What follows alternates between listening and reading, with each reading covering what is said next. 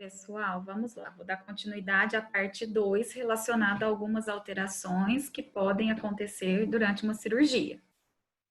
Falamos sobre choque, quais os tipos de choque que tem, e agora nós vamos falar sobre hipertermia. Pela imagem, vocês já podem imaginar o que eu estou falando, né? Que é superaquecimento de um paciente. Sobre hipertermia, vou falar um pouquinho sobre essa hipertermia, só que maligna, que seria a definição do quê? Que é uma doença farmacogenética, que ela é desenvolvida pelo quê? O que acontece? Fármacos. Que fármacos? Utilizados, às vezes, na anestesia geral, porque a gente sabe que, dependendo da cirurgia, cada uma tem um tipo de anestésico, e na grande maioria das anestesias gerais pode acontecer isso. E por atividade física extremas também em ambientes quentes, só que no caso nós estamos falando o quê? Cirurgia, então nós vamos ver o que vai acontecer. Qual seria a genética disso, né? Ela é heterogênea, ou seja, ela vem oriunda do quê? De um defeito. Então, defeito aonde? Num gene. Esse gene, o que acontece? Ele sofre uma mutação, que aí é esse aqui, ó, RY e R1, que foram identificadas. E também pode ter outro tipo de gene envolvido nisso. Ah, tá, não vamos entrar em detalhes disso, que isso pra gente já não é muito interessante.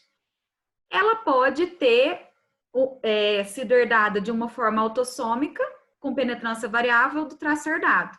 Ou seja, pode ser que é meu mesmo, ou que por conta dessa medicação isso venha a acontecer.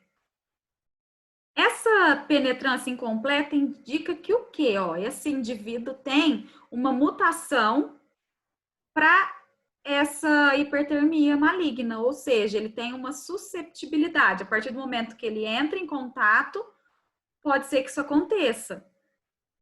Aqui fala que não significa que apresentará essa disfunção já no primeiro ou até no segundo momento, mas pode ser que após outras exposições isso venha a acontecer.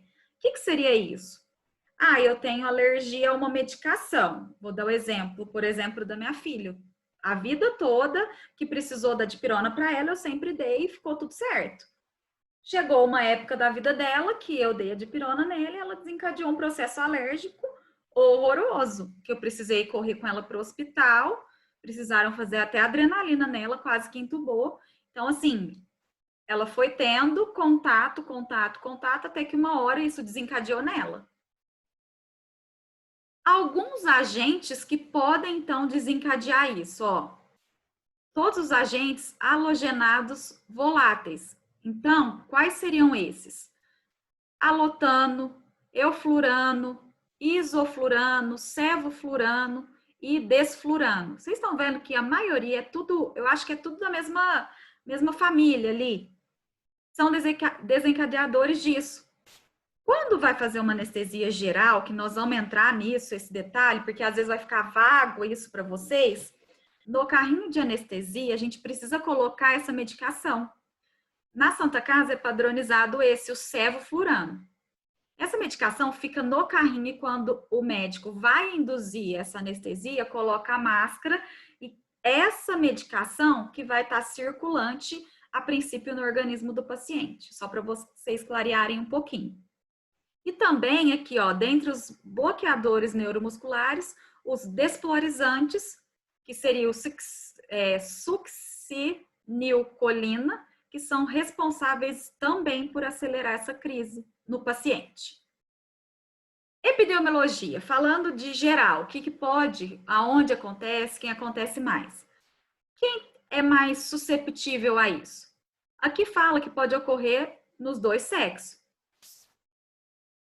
Ainda que as crises sejam mais comuns no sexo masculino. Então, a incidência é o quê? 1 para cada 15 mil pacientes infantis e 1 para cada 50 mil no caso de adultos. E também foi registrado em idades extremas. Então, quando eu preciso fazer uma cirurgia em algum idoso, tudo isso também foi registrado. Fisiopatologia. O que seria isso? O que vai acontecer? Vou falar bem por cima para a gente ter uma noção do nosso organismo. Ó, hipertermia maligna acontece o quê? Ó, é resultado de uma alteração na regulação, então a gente já viu que isso acontece lá atrás, que vai causar o quê? Ó, cálcio na musculatura esquelética. Os agentes desencadeantes levam ao aumento de concentração livre de cálcio mioplasmático, que vai induzir o quê? Na contratura muscular, ativando esse aqui, ó, glicogenólise e o metabolismo celular, resultando em quê? Nesse calor. Então, é a elevação intensa dessa temperatura. E aí, excesso de ácido lático e rabidomiólise, que quer dizer o quê? Lise do tecido muscular esquelético de natureza aguda, com consequente liberação dos componentes celulares de mioglobina, creatinoquinase, potássio e mediadores inflamatórios para o plasma. Então, plasma quer dizer o quê? Plasma é um componente do nosso sangue. Se ali está causando uma inflamação, quer dizer que o quê? O organismo vai entender que precisa reagir. E aí a temperatura vai lá em cima.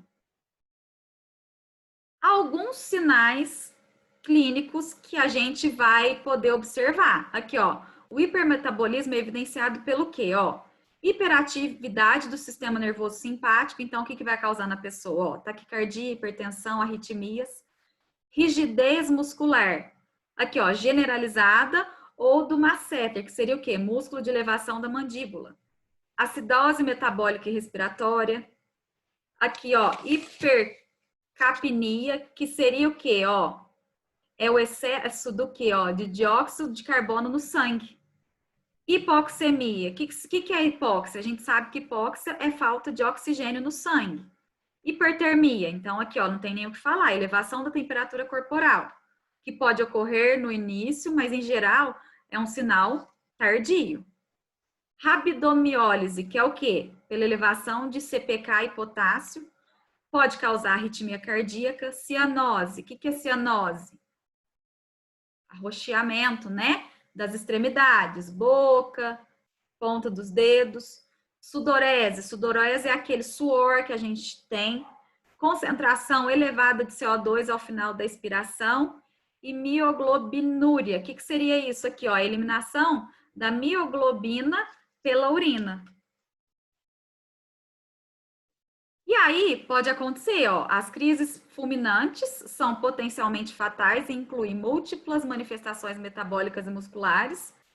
Pode ser as crises moderadas, que inclui discreta alteração metabólica e muscular com menos gravidade, que é a forma fulminante, que é fulminante, a gente fala que fulminante é fatal, não tem o que fazer. E pode também ter uma crise leve, que somente apresenta discreta alteração metabólica sem nem alterar a musculatura. Temos algumas complicações adicionais a isso e potencialmente fatais, que seria o quê? Coagulação intravascular disseminada, insuficiência cardíaca, isquemia intestinal, ou seja, se o intestino morre, síndrome compartimental dos membros.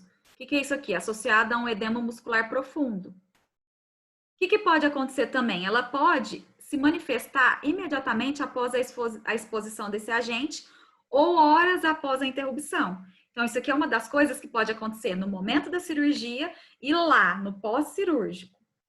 E aqui, ó, o diagnóstico se torna difícil pela impossibilidade de identificar o paciente susceptível, sem ter a exposição prévia. Então, o diagnóstico é feito o quê? Nas manifestações clínicas e laboratoriais. Então, às vezes, eu não sei que isso vai acontecer. A gente não tem uma noção de que isso pode acontecer com esse paciente. Na fase inicial, quais são os sinais clínicos? Alguns dos sinais clínicos que a gente vai ver, ó. Taquicardia, taquipneia, elevação progressiva do CO2 expirado, rigidez muscular localizada, cianose, sudorese, arritmia e nada mais, nada menos do que a hipertermia. Alguns resultados laboratoriais que às vezes os médicos vão pedir, que pode sair hipercapnia, que seria acidose respiratória, ou seja, não está tendo troca de gás, então isso está atingindo. Com isso vai ter acidose metabólica, hipercalemia, hiperlacticemia, dessaturação venosa central. Já numa fase tardia, quais seriam os sinais clínicos? Febre acima de 40 graus. A gente tem que lembrar que a febre, gente, 40 graus está aqui por fora. Dentro da pessoa está já 2 graus acima disso. Má perfusão cutânea, cianose, instabilidade dessa pressão arterial, rigidez muscular generalizada. Alguns resultados laboratoriais vão mostrar o que para a gente? Elevação da creatinoquinase plasmática, mioglobinemia, elevação da creatinina plasmática, coagulação intravascular disseminada. Isso, gente, é o médico que vai ver. Estou falando a título de curiosidade. Isso aqui a gente tem que saber de sinais clínicos, certo? O tratamento.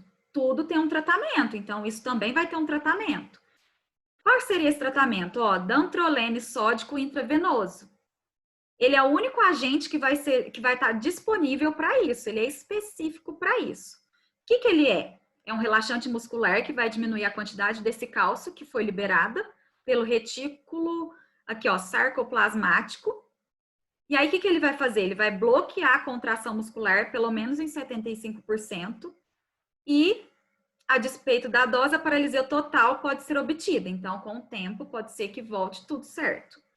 E aqui, ó, a concentração plasmática terapeuta permanece estável por aproximadamente 5 horas após essa administração. Então, quer dizer que a meia-vida de eliminação dura em torno de 12 horas para criança, 12 horas para adulto e para criança umas 10 horas. Ou seja, o paciente apresentou tudo isso até que esse remédio faça o efeito e o outro seja eliminado do organismo, pode ser que dure essas horas. O dantrolene, ele deve ser diluído em água estéril, então a gente não faz ele sem diluição. E aqui, ó, qual seria o risco de administração? O risco de administração do dantrolene é mínimo se comparado com o que a hipertermia maligna vai fazer com esse paciente. Porém, o início do tratamento vai ser apenas frente aos sinais, para ser justificado o uso dele. Só que nada é tão bom, né? A gente sabe que tudo tem efeito colateral. Então, quais são esses efeitos colaterais? Fraqueza muscular, sonolência, tontura, confusão mental, flebite, insuficiência respiratória, desconforto gastrointestinal, diarreia, vômito, convulsão. Bem menos comum insuficiência hepática. Tá, então antes eu ter um desses efeitos do que falência, né? De não ter como mais eu conseguir passar com essa hipertermia. Alguma dúvida? Se tiver, vocês vão me mandando, tá bom? Agora nós vamos falar um pouquinho sobre hipotermia em paciente cirúrgico. É o contrário, nós acabamos de falar hipertermia, agora nós vamos falar de hipotermia. Pela imagem, vocês já estão tendo uma noção do que seria, né? Então, o que seria nós, enfermagem, que a gente precisa saber? Nós temos um papel importantíssimo em questão de prevenção dessa hipotermia, desse resfriamento desse paciente. Nós, enfermeiros, acompanhamos todo o período perioperatório. Então, a gente pode ter, aqui, ó, com antecipação, de determinar o risco que esse indivíduo pode correr de ter isso. E aí, quais seriam as melhores formas preventivas no nosso acompanhamento? Então, nós temos que acompanhar esse paciente. E aí, com isso, poderá prevenir e reduzir a gravidade, porque, querendo ou não, é também grave, e pode até reduzir o caso de morbidade decorrente disso. E aqui, ó, em diversas vezes, essa hipotermia vai gerar complicações orgânicas. Então, o que vai acontecer? Arritmia, tremor, sangramento, aumento da necessidade de transfusão, infecção do centro cirúrgico. Então, vocês estão vendo a diferença de um para o outro? Eu não posso deixar o paciente ter a hipotermia, mas também eu tenho que cuidar para que ele não tenha hipertermia. E aí, aqui, ó, ocorrência dessas complicações acaba por o quê? Vai retardar a recuperação. Retardando essa recuperação, o impacto é para a saúde. Por quê? Ele vai ficar mais tempo afastado da família, do trabalho, da sociedade. Impacto econômico, por quê? Porque o hospital vai gastar mais, ele não vai estar trabalhando, às vezes a família vai passar necessidade. Por isso que a gente tem que saber controlar isso. E aqui, ó, cabe destacar que devemos pensar na percepção que o paciente tem a sua complicação. Sentir tremores e frio no pós-operatório é considerado por muitos pacientes como uma das coisas mais desagradáveis. Quem já fez alguma anestesia e depois ficou com essa sensação, vai saber o que eu estou falando, é muito ruim mesmo. Pode pôr cobertor em cima de cobertor e a pessoa ainda continua com esses tremores. Mas, falando aqui, ó, sobre a hipertermia, especificamente, e a infecção do sítio cirúrgico, ó, vários estudos afirmam que a gente tem que tentar manter a temperatura desse paciente aqui, ó, entre 35 e 36. Para quê? Para que reduza essa infecção do sítio cirúrgico. Então, a gente tem que ter uma noção de que o quê? A gente tem que afirmar que a hipotermia aumenta o risco desse paciente ter essa infecção, e quanto mais essa temperatura baixa, mais grave é. Então, a gente tem que tomar muito cuidado e prevenir isso, porque prevenindo essa hipotermia, a gente previne também essa infecção. E aí, aqui, ó, fala assim, principalmente na cirurgia demorada, a hipotermia ocorre por causa da exposição do paciente à baixa temperatura da sala de cirurgia. Então, aqui, ó, ela é multifatorial, então tem várias causas. Entre elas, o quê? Ó, idade do paciente, o sexo, quantidade de massa corporal, algumas doenças já pré-existentes. Então, isso, por exemplo, pode sim interferir na susceptibilidade de cada paciente, mas a gente não pode falar que seja isso. Aí aqui, ó, às vezes a exposição ao frio por longo período, porque centro cirúrgico, vocês sabem que é gelado, tem ar-condicionado, então isso tudo ajuda. E também é válido relembrar que o quê? Não tem roupa, é um período prolongado, e aí aqui, ó, não apenas durante o procedimento anestésico, propriamente dito, mas a sua exposição ao frio. Muitas das vezes, ó, de 18 a 23 graus é preparada essa sala. E aí também, no pós-anestésico, acaba que a gente tenta corrigir isso, mas acaba que também é gelado. E aí aqui, ó, tanto a anestesia geral quanto as anestesias regionais, que é a RAC e a peridural, contribuem para isso. Devido ao quê? Medicamento, tudo que vai. Isso aí eu ainda vou falar para vocês sobre os tipos de anestesia, tá? E aí, esses são alguns mecanismos que vão fazer o quê? Ó, aumentar a produção do calor ou para reduzir a perda de calor no ambiente. Que aí, o que vão fazer? Ó, onde apenas as pernas estão imobilizadas, pois os membros inferiores apresentam o quê? Grande massa corpórea que não ajude o organismo nesses mecanismos. Que seria o quê? Começou a tremer? Ah, um pano por cima, alguma coisa que faça com que esse paciente sinta menos. Aqui, ó, quando o corpo detecta o frio, nós começamos a tremer. Então, com isso, ó, temos a piloereção e vasoconstrição periférica. E isso tudo vai acontecer com o paciente. Outra pergunta importante, ó, quais métodos podem ser implementados para proteger o paciente da hipotermia e garantir sua segurança durante a operação? Quais estratégias que o aquecimento ativa ou passivas devem ser utilizados? Então, vamos lá. Essa exposição ao frio, então, o que vai acontecer? O paciente vai perder calor e aí a gente pode minimizar isso. E a gente vai fazer como? Fornecer calor. Já que, no caso, é um dos reflexos, o calafrio. E aí, quais seriam esses métodos de aquecimento? Ó, divididos em passivos, que no caso é o uso do cobertor, que foi o que eu falei para vocês, e impedir o quê? Que o calor produzido pelo paciente seja perdido com o uso do cobertor. E o ativo é o quê? Minimizando o calor ao ambiente, que fornece o quê? Calor para o paciente, entre eles a manta térmica ou o colchão de água aquecida. Dependendo da cirurgia, a gente não consegue isso, mas a gente tenta ao máximo fazer com que esse paciente sinta menos desconforto. Atualmente, ó, os métodos ativos de aquecimento obtêm o melhor resultado. E também, aqui, ó, é maior segurança, é a manta térmica ou sistema de ar aquecido. Os métodos passivos, eles podem ser coadjuvantes, mas os ativos ainda são da melhor forma, tá? Prevenção para que isso aconteça, nós já até falamos um pouco, mas aqui, ó, é um pacote que vai ser integrado nessa implementação para ter sucesso. Então, o enfermeiro ou o técnico, ele vai ter que avaliar qual seria o melhor para esse paciente. Aquecimento ativo do paciente deve ser iniciado aqui, ó, no pré-operatório, lá atrás, pelo menos 5 minutos antes dessa cirurgia. E tentar ser mantido durante o pós-operatório.